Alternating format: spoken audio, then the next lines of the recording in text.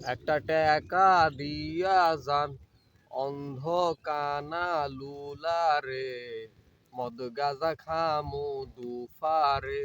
টাকা দিয়া যান অন্ধ কানা লুলা রে, ডাইল ভাত খামু দুফারে, মদ গাজা খামু বিকালে। ভালো করুক, আপনারে ভালো করুক, উপরালায় ভালো করুক। মদ গাজা খামু দুফারে। কিরে কিরে কিরে, তুই মনে হয় ডাইল ভাতের জায়গায় মদ গাজার কথা কইলি মনে হইতাছে। আমি তো শুনলাম। কি কন ভাই, গাজা কই নাই তো, মজা। মজা? হ।